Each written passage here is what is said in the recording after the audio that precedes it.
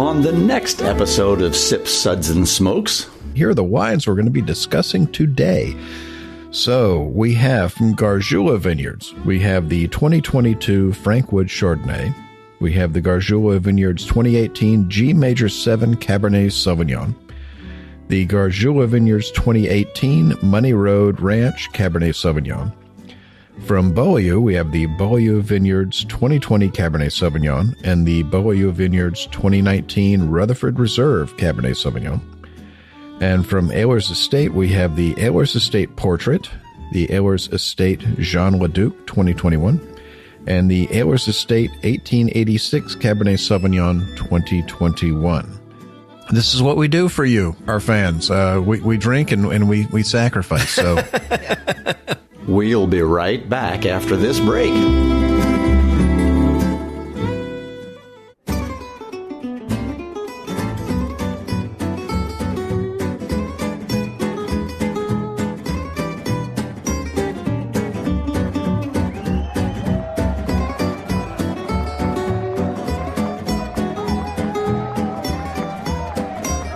To you almost live from the Dude in the Basement Studios. Why? Because that's where the good stuff is. It's Sips, Suds, and Smokes with your smoking host, the good old boys.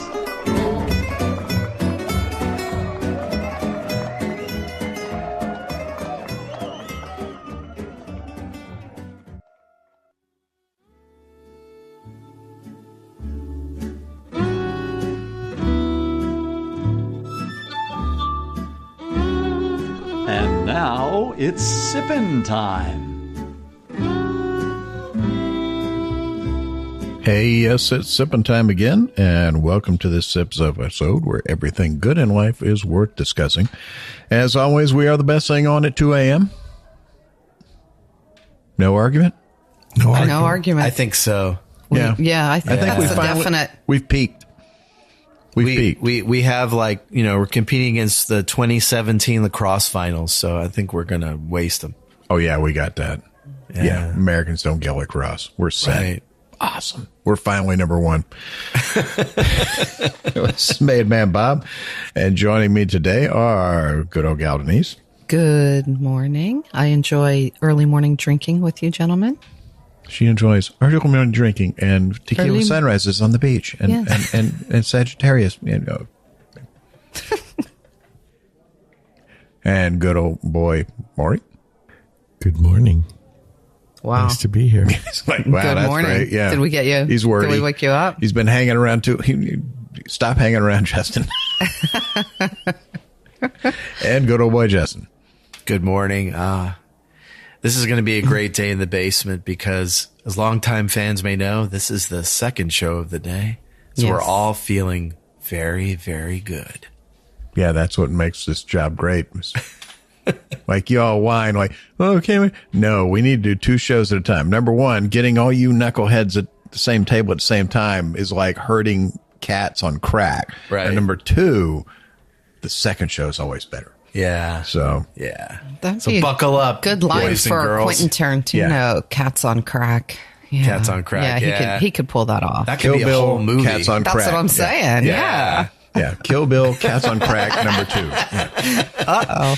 I think you're onto something, Bob. First time in my life for everything. Our sip segments are all about wine, distilled spirits, tea, and coffee, and everything else you can sip. And here are the wines we're going to be discussing today. So we have from Gargiulo Vineyards, we have the 2022 Frankwood Chardonnay. We have the Gargiulo Vineyards 2018 G Major 7 Cabernet Sauvignon.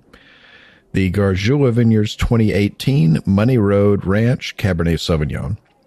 From Beaulieu, we have the Beaulieu Vineyards 2020 Cabernet Sauvignon and the Beaulieu Vineyards 2019 Rutherford Reserve Cabernet Sauvignon. And from Ehlers Estate, we have the Ehlers Estate Portrait, the Ehlers Estate Jean Leduc 2021, and the Ehlers Estate 1886 Cabernet Sauvignon 2021. So against my better judgment, we're going to have Justin tell us about sips ratings. 1 sip. Give me a glass of water to wash out my mouth, punk. He always goes back to the one that he's got. That's, that's his best one. 2 sips. Nice. But what else do you have? Well, isn't that nice? Now, remember, I said this is his best one? Doesn't mean it's good. That's right. Yeah. Thank you. It's just, But it's just the best one I Yeah. have. Right. 3 sips. Interesting. What was this again? Interesting. That was good. This is a 44 Magnum, the most powerful handgun. Never mind. Exactly. 4 sips. Let's keep this secret to ourselves. Pour me another. That's classified. 5 sips. Oh my. I was unaware anything could be this good. Get off my lawn. Oh my goodness!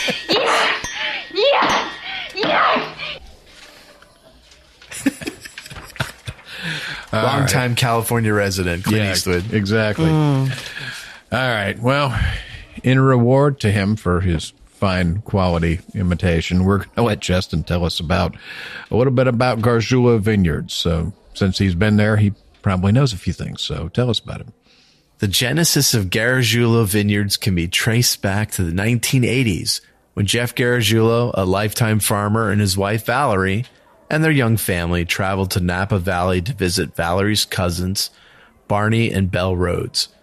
Napa Valley icons, Barney and Belle Rhodes, had been in the Napa Valley since the late 1960s, growing grapes in Rutherford at Bella Oaks Vineyard. Falling in love with the area, they were confident that with Barney and Belle's help, Jeff's agricultural knowledge, they would make some of the finest wines in the world. So in 1992, they purchased their first vineyard, Money Road Ranch, in Oakville, Napa Valley. 7 years later, they purchased their second Oakville property, 575 OVX. They released their first vintage of Gargiulo Vineyards Cabernet Sauvignon in 2000. So I've been there a couple of times, and one of the really interesting things about the property, other than its great beauty and beautiful sunrises and sunsets, is that it is directly next door to this winery called Screaming Eagle, which is one of the big cult wines, and it is just literally on the other side of the fence, and a little more reasonably priced. So Little? yeah, like 90% less. Vastly more regionally priced. Yeah. And These Californian wines. Oh, so good. I miss Snape. was he the guy that just passed away? Mm-hmm. Yeah. God rest your soul, sir. Bottle Shock, one of my favorite movies. So the first wine we're going to talk about is Gargiulo Vineyards 2022 Frank Wood Chardonnay. 13.1% alcohol by volume. It's named after Gargiulo's legendary first vineyard manager, Frank Laurie Wood. This wine is made with 100% hand-picked Chardonnay, which is whole cluster pressed and fermented in mostly neutral barrels in stainless steel drums. So this vintage, I got the strong butter on the nose, fresh baked bread. That's kind of a classic flavor profile of Chardonnay. It really varies from year to year. The 2020 and the 2021 were less buttery, but this one is classic buttery. On the palate, I got lemon, almond concentrate, pears, and the finish was clean and crisp. Maury, what did you think? I thought this was a delightful wine. The color is super pale, but the nose is bright. And I agree with you. The palate is viscous, mouth coating, a lot of brioche, a lot of butter, a lot of really voluptuous flavors. And then the finish just seems to go on and on and on. I know they're primarily known for their reds, but I thought this was a delicious Chardonnay. This was a style that I really like and appreciate. And I thought it was delicious. I have not had this before, but I really appreciated the finesse, the style, and the structure. I think this is a beautifully made wine.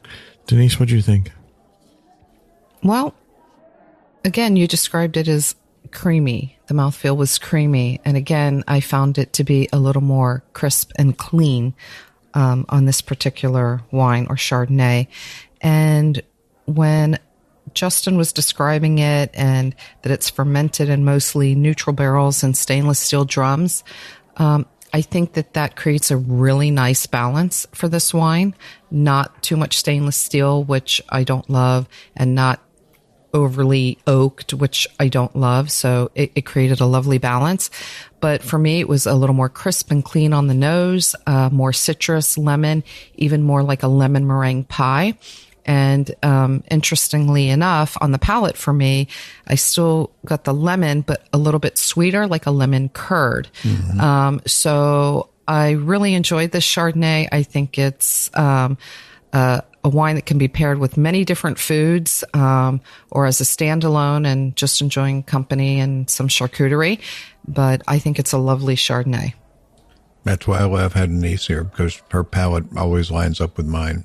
Yeah, we do, don't we, I get Bob? the same thing, the lemon curd on the palate. It's it's that sweet, very fresh, very bright lemon, but right, that sweetness but with a little to it. Sugar to it almost. It sweetens it. Just sweetened up and creamy and just viscous. There's some fresh oak on this. The acidity on this is so bright. And like Maury said, Gargiulo, when I think Gargiulo, I'm thinking red. Mm-hmm. This is a fantastic Chardonnay. It really is. I think of as a red house. So it just shows that they really know what they're doing. I mean, this is a beautiful Chardonnay, citrus, lemon, fresh oak, great acidity, a little bit of marzipan, nice mouthfeel to it. So we're going to be rating the Gargiulo Vineyards 2022 Frankwood Chardonnay, a well-deserved 4 sips. Perfect. That's classified. So that takes us to our next one from Gargiulo, which is the Gargiulo Vineyards 2018 G Major 7 Cabernet Sauvignon. So it's 14.6% ABV, 22 months in medium toast French barriques, 90% new. G Major 7 Cabernet Sauvignon is blended from selected fruit off the 575 OBX vineyard and is named after a classic jazz guitar chord. It is a blend of 4 of the classic 5 Bordeaux varietals. It's 86% Cabernet Sauvignon, 10% Cabernet Franc, 2% Petit Verdot, and 2% Merlot. It's got a beautiful dark ruby color to it. On the nose, I get a minerality to it, a dust, a little bit of stoniness to it. And we'll be back. Hey, and we're back, and we were discussing the Gargiulo Vineyards 2018 G Major 7 Cabernet Sauvignon. So, beautiful nose on it, dusty, minerally, a little bit of dry stone on it. But on the palate, hold on.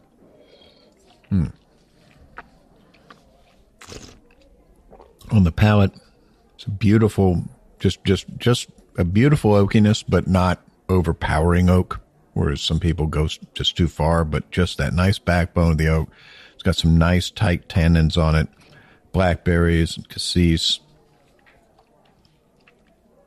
Got a nice mouthfeel to it. I mean, for me, it coats the whole palate. What do you think, Denise? I agree with everything you said, and we're usually really in line with each other. But on the nose, I thought a little bit of mint.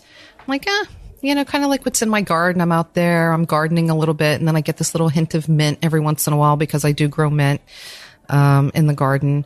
So it had some floral notes, a little bit of mint. I thought definitely there. The palate had the stone, maybe a little charred wood and some leather tobacco notes, which I thought were just fantastic because the nose was totally different. So again, when you pick up these notes on the nose, and then the palate is very different. That's always really exciting and interesting and makes you go back. It's not so much in your face julep mint, but no, it's more that cooling sensation. Just almost eucalyptus in the back. There's a eucalyptus in the background, hard to describe. I don't need any of you. Me and her, and we're fine. I don't need the rest of you guys. Sorry, excuse me. I'll just crawl under a rock. But no, again, I do grow mint and I garden, so I'm using the wet earth and I can smell that. And then all of a sudden you get this little aroma of mint. And that's exactly what the nose on this glass is for me, which is always nice because I like gardening and being outdoors. What do you think, Maury? No, I agree. I agree with, as I chimed in, the hint of mint / eucalyptus is there. It's got a lot of multidimensionality, a lot of layers on the palate. I would say the only thing I could search for I would say would be less than perfect is it's a little thin. It's not quite as thick and viscous on my palate as I'd like it to be, but the flavors are there. And, I thought it was extremely well made and I thought it was delicious. Justin? So I really enjoyed the tannic structure of this expression. That was very well constructed. It was filled in with bright, vibrant fruit for me. And that carried on all the way to the finish.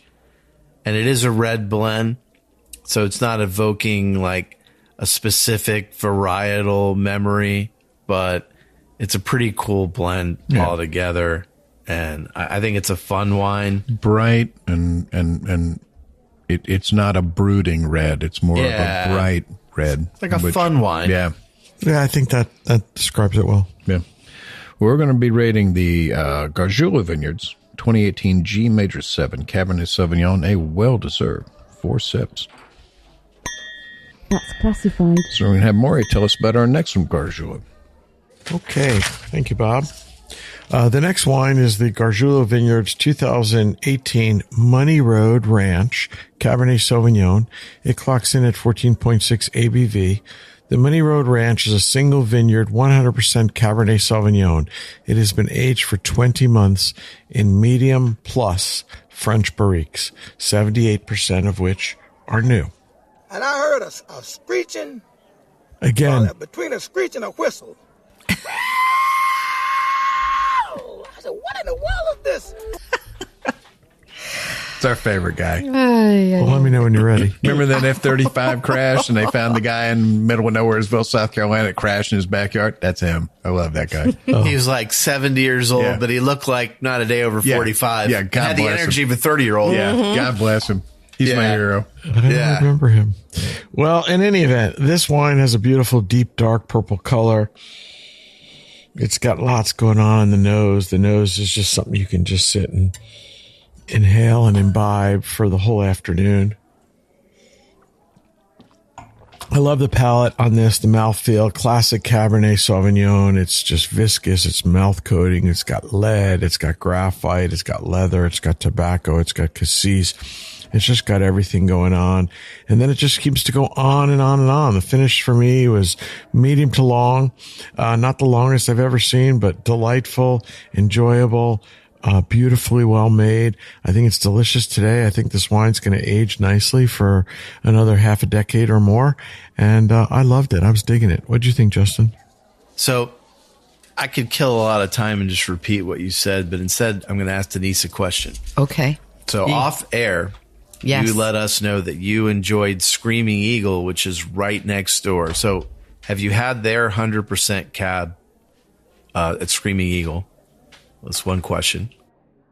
The answer is yes, right? Yes. It wasn't, I don't believe I've ever had a blend. No, the Screaming Eagle is 100% cab. Yeah. So compare that to this. Oh. Well, I would like to compare them side by side. I would like to, too. Mr. Eagle, please send us some screaming over here. Go ahead.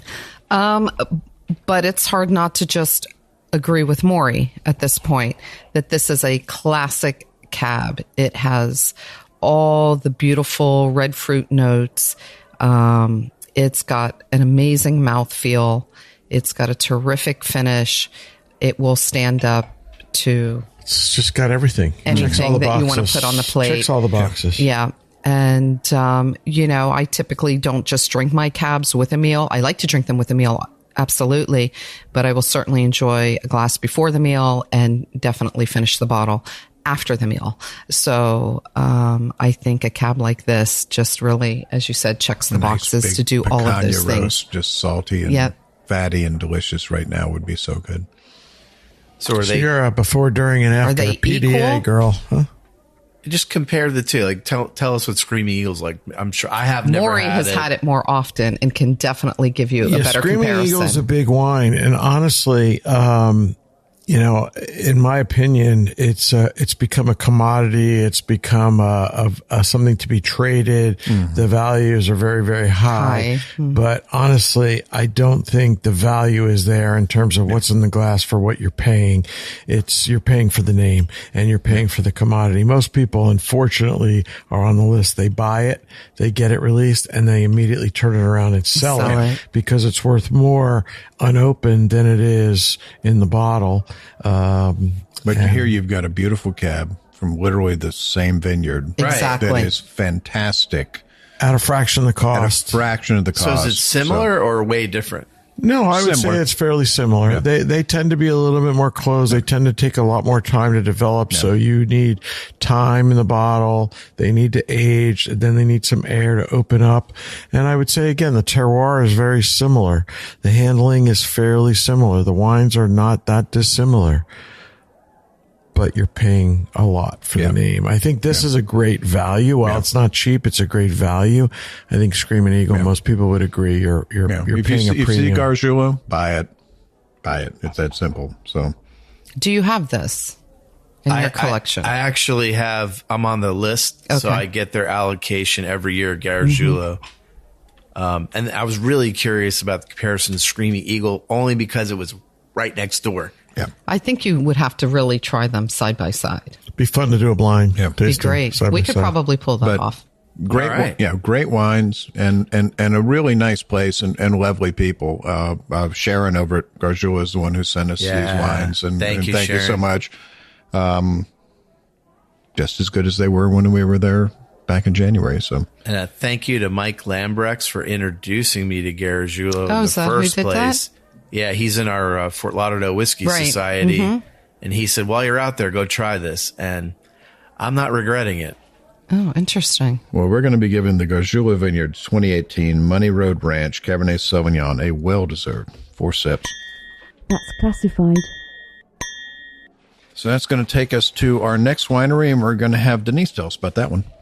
Well, I am more than happy to do that. However, there's a slight read-in, and I apologize in advance if I Feel free to drop anything in the get any reading of you this feel like. wrong. But nevertheless, I got We've all wordy. had some wine. You get Yeah. a total pass. I got no matter wordy. what you say. and English is my first language. That's my disclaimer. English is my third language. So I don't want to annihilate it. Well, in 1900, when Georges de la Tour's wife, Fernand, or is it Fernande? Couldn't tell you. I'm going to go silent. I say Fernand. But Fernand first laid eyes on the land that would become their original Rutherford vineyard. She said, "Que Beaulieu," or "what a beautiful place." Shortly thereafter, de la Tour sold his thriving cream of tartar business, bought the 4-acre ranch, and founded Beaulieu. It's something that's left over. It's tartaric acid that you get from winemaking. So why not? I'm just thinking tartar sauce. Like, who's got a tartar No, sauce No, business? cream of tartar. It's pretty much potassium, powdered potassium. Yeah, interesting. I'm learning as we go. Go ahead, Denise. Well, they bought the 4-acre ranch and founded Beaulieu Vineyard with the vision of making Napa Valley wines that would rival those of his native France. Georges, is it George or Georges? I think Georges. Georges, right? Georges. Georges and his wife expanded their land holdings over the next several decades and began importing. Sorry, my mic just fell apart. Pest-resistant vines. Pest-resistant vines and offered European visits vinifera varieties that were grown, grafted, and shipped from Europe to his fellow wine industry colleagues in California. He even established his own nursery in Paris to produce these grafted wines. Years before... Vines. What? Vines. Did I say wines? You did. It's okay. It's the wine. The wine will do it to you. The wine and the vine. Yeah. Years before Prohibition began, de la Tour had the foresight to obtain a warrant to produce altar wine for the church and was thus positioned to become the first nationwide supplier of altar wine to Catholic churches across America. In 1923, Georges de la Tour... Our people rule. We drank through Prohibition.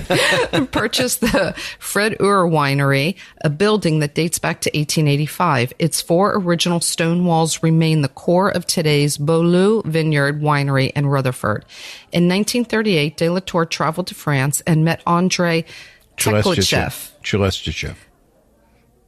Yes. Yeah. De la Tour hired Chelestichev, a Russian-born enologist with European winemaking expertise and as a winemaker.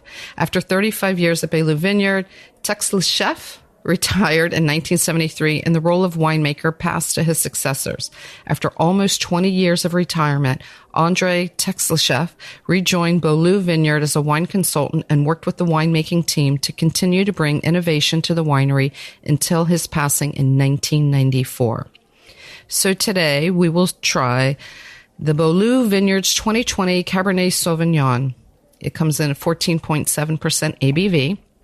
It is 83% Cabernet Sauvignon, 4% Charbonneau, 4% Petit Syrah, 3% Merlot, 2% Touriga Nacional, 2% Petit Verdot, and 2% Malbec. After the grapes were destemmed and crushed, they fermented the must in stainless steel tanks until dry. Then they pressed the skins and gently transferred the freshly fermented wine to 60-gallon French, American, and European oak barrels, 30% new, for malolactic fermentation and 18 months of aging. Holy Wowza. moly. Thank you for getting me through that. The did French great. and the Russian pronunciation. It was like torture for someone that had a couple. Chelestichev. Yes. Forget the T. Chelestichev. Sure. So what do you think? I think it's great. There you go. I think it's got a beautiful red ruby color. I love the Bing cherry and cassis. You definitely get the description of those holiday spices. If not at first, just give it a swirl and they'll be there on the nose, which is really interesting because it's like in the background. It's just crazy. The palate is big. It's big dark cherries, just like maybe stewed cherries. It's amazing. It's a great wine. It's Beaulieu Vineyards. They always make great wine. I get the red currants. I definitely get the cherries and the cassis. Yeah. And it's just bright red berries, raspberries, cherries. There's a really nice balance on the tannin. It fills the whole mouth, front, back, and sides. A little bit of blackberry on it. Just a lovely wine. What'd you think, Maury? I agree with you. I think it's more predominantly red fruit over black fruit, but the red currant, the raspberry, the cherry, the cassis, some holiday spice, as you noted. Again, it's voluptuous. It's mouth coating. It's got a really nice palate. It's got layers on the palate, a nice long finish. It's a beautifully crafted wine. I mean, there's really nothing you can say. There's no flaws. It's just a beautiful wine. It's I love BV. it. They're always great. Yeah. They're a stalwart in the valley and have been forever. So that's why I reached out to them, and I'm glad they sent us some wine. What did you think, Justin? So this to me is a classic French wine with Napa terroir. Oh, I like that which description. I think is what they were going for, and they really pulled it off. That being said, I agree with what everyone before me said. And what did you think, Bob? Well, I already said what I thought, but had a couple of glasses of wine. So on to the next. Well, we're going to be giving the Beaulieu Vineyards 2020 Cabernet Sauvignon a well-deserved 4 sips. Yes. That's classified. An amazing blend. Touriga Nacional. I mean, that's one you don't often see in Napa. So Almost never. So that's going to take us to our next one, which is the Beaulieu Vineyards 2019 Rutherford Reserve Cabernet Sauvignon, 14.9% ABV, 85% Cabernet Sauvignon, 10% Petit Verdot, 5% Malbec. The 2019 vintage marks the second release of this Rutherford Reserve Cab. The grapes were hand-picked between October 2nd and 23rd, 2019, before being destemmed and cold soaked for 7 days for gentle flavor extraction. During the 8 to 12-day fermentation, they pumped over the cap to incorporate the skins into the juice before barrel aging for 21 months on 100% French oak, 100% new. And that shows, because the oak on this is absolutely lovely. Oh, it's just beautiful, bright French oak. Dark blackberries. Lovely earthiness to it, a little bit of a minerality to it. On the palate, there's blackberries. There's that backbone of the oak, a little bit of cedar, a little bit of cinnamon. And again, that minerality just comes through. This is to me, this is your classic Napa Cab. You're getting that stoniness, that dustiness. It's that Rutherford dust. Beautiful wine. What did you think, Denise? I think I'd like somebody to expand on the Rutherford dust for me. I saw that description and I thought it's a dusty, minerally kind of character that you get in a lot of the Rutherford wines. So, the dusty quality you get in old bourbon? Yeah. It's a lot like that. Yeah. Well, this one's really, it has a really nice mouthfeel. It's a little forward on the tannins for me. What do you think about that? Yeah, well, it needs a little more time and it needs a little bit of oxygen. It's definitely improved in the glass, and I agree it's a little bit young. But honestly, I agree with everything Bob said. I think it's a quintessential California Cab. It's got much more black fruit than the previous wine that we tried from BV. This one, you can definitely see the oak coming through. The oak gives it a much stronger backbone. It's got definitely more aging potential. And while I think it's beautiful now and definitely benefited from aeration, decantation, and time, I think it will continue to improve. Yeah, I think it has an overall bigger flavor profile. Yeah, There's much bigger. so We're on many the front different edge of notes, this, right? Yeah. We'll be back. We'll be back. Hey, and we're back, and we were discussing the Beaulieu Vineyards. So 2019 Rutherford Reserve. I'm with Maury. I think we are at the very razor edge of where this needs to be drunk. Right. Yeah. It's great now. I don't think we've opened it too soon, but we were at the very beginning of this. It's going to get better. Yeah, it's going to get better.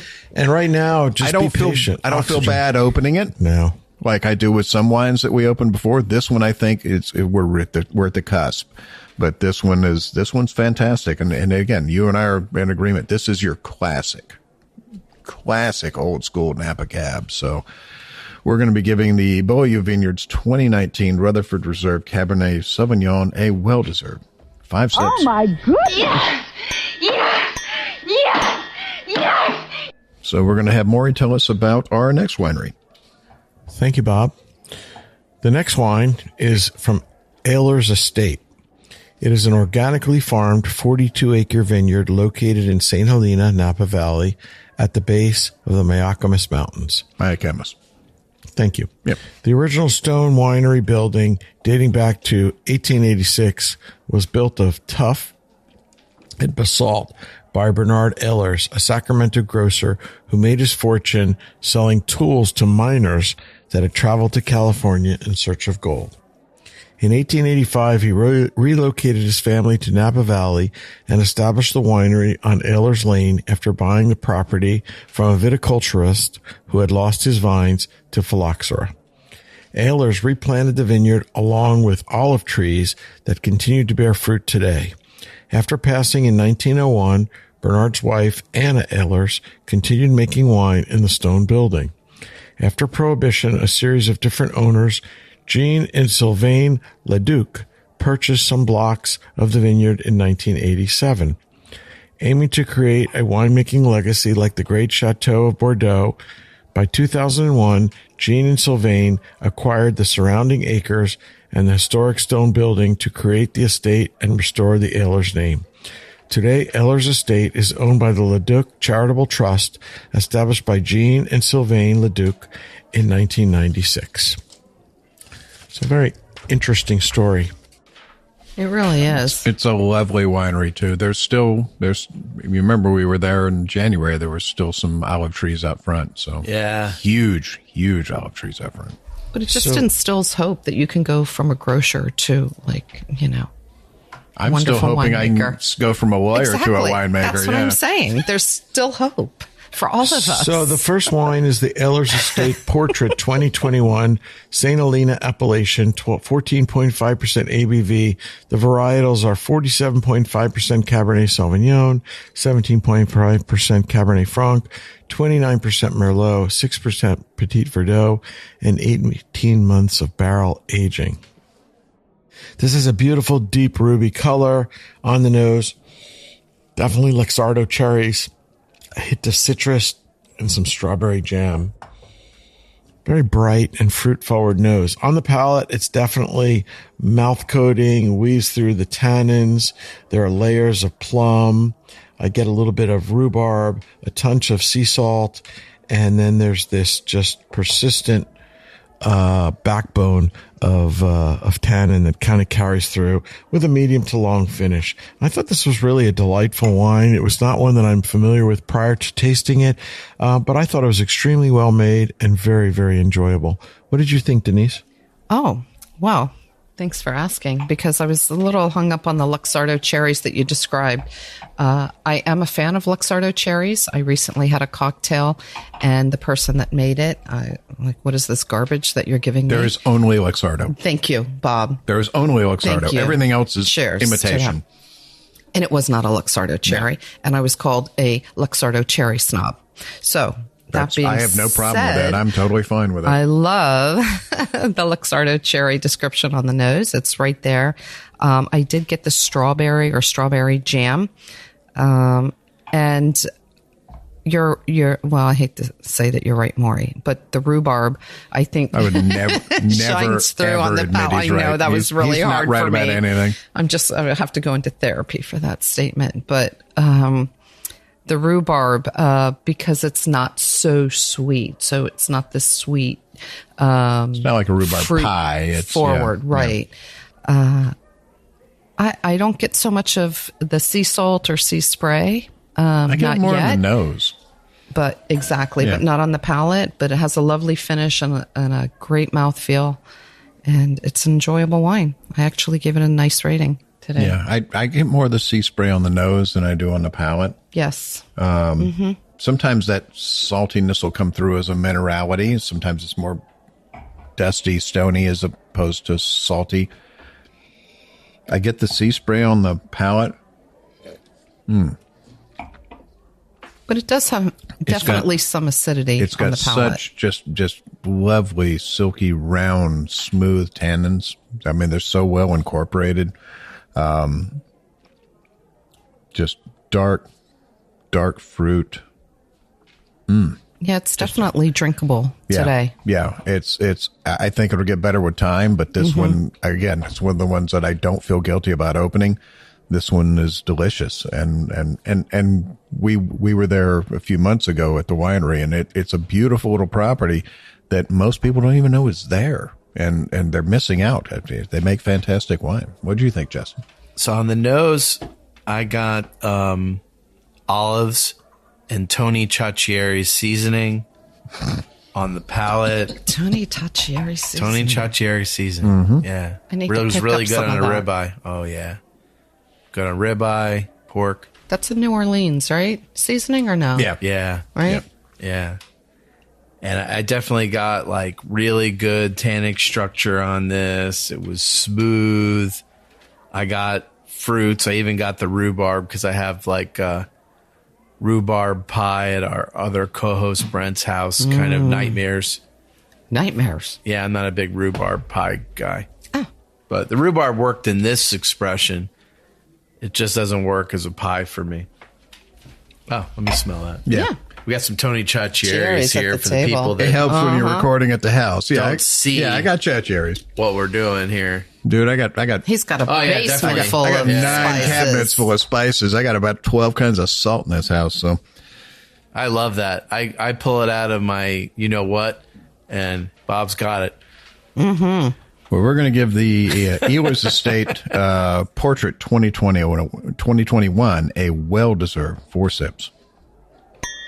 That's classified. All right, Justin, why don't you tell us about our next one from Ehlers Estate? So the next one we're going to talk about is Ehlers Estate Jean Leduc 2021 St. Helena appellation. It's 14.5% alcohol by volume. It's 100% cab, single block, 20 months barrel aging. And this one, I get like graphite, I get bright fruit, I get like oranges. I am very aroused. On the palate, I get like a rock quarry, I get bold fruit, and the finish, it's like all side palate. It's bright, and then it fades away quick. What do you think, Maury? Well, thank you for asking, Justin. I think that this wine is decidedly a little bit different than the previous wine. I agree with everything you said. I think it's got a lot of graphite. I found the graphite, the lead, those interesting mineral-like notes to be pencil shavings, to be fairly prominent, both on the nose and on the palate. This sort of note of like kind of crushed rock and dark brooding, dark black fruits and blue fruits. I thought it was a very nice wine. I really enjoyed it quite a lot. It was similar, but like as in related, but yet different to the Portrait. Yeah, and this is the darker Napa. Yeah. Like the last BV we had was the classic Napa Cab. This is the dark and sinister Napa Cab. Well, thank you for that. And I would agree with you. Would you like to expand on that? I think it's absolutely lovely. Again, the minerality comes through, the graphite comes through, the dusty stone, dark fruit, very, very, very, very dark fruit, like dark stewed fruit, a lovely tannin to it, not overpowering tannin, but an encompassing tannin, surrounds the whole mouth, front, back, palate, side palate, gets you everywhere you need to go. Just a beautiful wine, absolutely beautiful wine. Yeah, I thought it was a nice step up from the previous one. I thought it was beautiful. Yeah, what do you think, Denise? No, I think that this wine is just amazing. It's lovely. It's got so much going on, but not in an overdone way or a muted way where there are so many flavors or flavor profiles that you can't identify them. You definitely can. The nose is lovely. The palate is wonderful. It's interesting that there's a description of it being more mineral and sanguine, which is a term that I know all too well from the hospital. And I'm pretty confident they're not describing it as being positive, but more like blood, where you will often have a more iron or metallic sort of hint to it. And I get that definitely on the palate, which is interesting. So you can typically pick that up on the nose, but you can pick it up on a palate if you've ever cut yourself and put it to your lips. But so that's an interesting way to describe it, but they're spot on with that. Mm-hmm. And it's lovely. And I'm not a vampire. I just want to put that out there. I was beginning to wonder. You're like making the comment that's like what I'm thinking in my head. That was there's two lawyers at this table, so if you are a vampire, you're among friends. Don't worry about it. I do tend to show up at 2 a.m. in a dark basement, so we believe in diversity and that's where the good wine is. Vampires are welcome. We're the wine vampires. That'll be our next podcast. Right.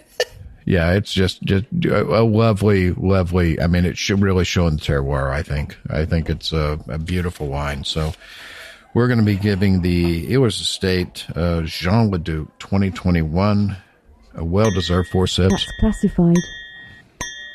So that's going to bring us to our last wine of the day, which is the Ehlers Estate 1886 Cabernet Sauvignon 2021, St. Helena appellation, 14.5% ABV, 100% Cabernet Sauvignon single block, 20 months of barrel aging. So it's got a nice dark plum color to it with a nice rim that's kind of a dark ruby. Blackberries, cassis, a little bit of blueberry in there. And on the palate,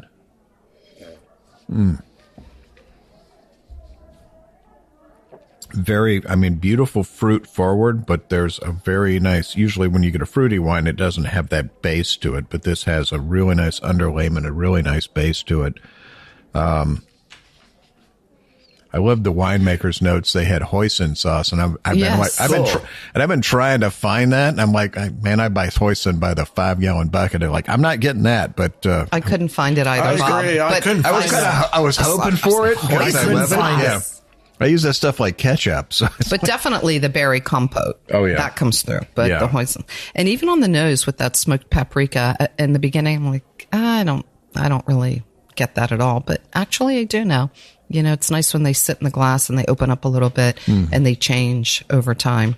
And that makes it interesting. And that's the thing. That also screws up my scores, by the way. Because with wine, that's why when we do the shows, we'll double or even triple aerate these before we go to tasting. But over the course of tasting notes and over the course of recording an hour show, you've got a couple hours in on these wines and they will drastically change. And it's not uncommon that we're sitting at the table and I'm waving at everybody going like, hey, up or down, everybody's talking about this one like it's the greatest thing ever.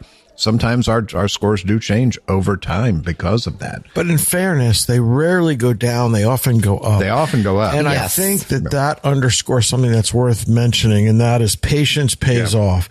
In general, if you pour something, whether it be wine or whiskey, and you don't appreciate it to the max in the first 5 minutes, give it time, walk away, come back to it, and you will be rewarded for your patience. It's been locked in that prison of a bottle for how many years?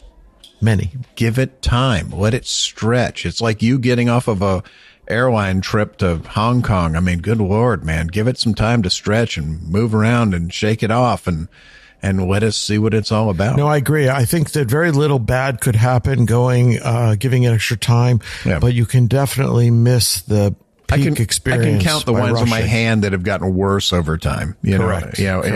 Sometimes it doesn't make a difference, but it always helps. So it's fantastic. What do you think, Justin? So I got the blackberries that people mention. I got white pepper and smoked pulled pork. Yeah, well, that's just like your opinion, man. And the finish was great. I got like a little bit of soy on the back palate. The fruit came through. I was very happy. I didn't get the hoisin either. But you got the soy. So you're almost there. I was so hoping for the hoisin. We were hoping for it, but when I was putting the strips together, I'm like, hoisin? Oh, my word. And we'd had it. I need to have a dumpling. We'd had it at the winery, and I'm like, I don't remember that. But, I'd been drinking all day. So, who knows? It could happen, yeah. But we're going to be rating the Ehlers Estate 1886 Cab 2021, a well-deserved 4 sips. That's classified. If you find any of the Ehlers wines, grab them. They're very hard to find. I have not seen any in the open market. Most of what we have here other than the BV is you're not going to find. You've got to look for it. It takes time. So, I want to thank everybody for joining us today. Thank you, Denise. Thank you. And thank you, Maury. Thank you, Bob. Another fantastic morning in the basement. Would you care to inhale the Tony Chaudhry's? I'm okay, thank you. Draw you a line. I was going to say, you could snort it. And thank you, Justin. Thank you very much for the wine inside and out. Oh, yeah, you had a little mishap over there. Yeah. Somebody needs a bib. All right. This is what we do for you. Yeah. Our fans. We drink and we sacrifice. So, Yeah. well, thank you for joining us. Remember, life's too short to drink cheap wine. We hope you enjoyed this episode. If you're listening to us online, do yourself a favor and tap Tappity. the subscribe button. Give it a little tappy. Tap, tap, tap-a-roo. The easiest way to listen to our show is to ask Siri, Alexa, Google, Uncle Larry, or whoever it is that talks to you on your phone. Play podcast Sip Suds and Smokes. We love your feedback, and you can reach us at info@sipsudsandsmokes.com. Our tasting notes flow out on Twitter and Instagram with our handle @SipSudsAndSmokes, and our Facebook page is always buzzing with lots of news. You'll also be able to interact with the thousands, Millions and millions of other fans on those social media platforms. Do us a favor. Take the time to rate this episode if you're listening to us online. That's a big help to us, and we get to see your feedback as well. Come back, join us for another episode, and keep on sipping.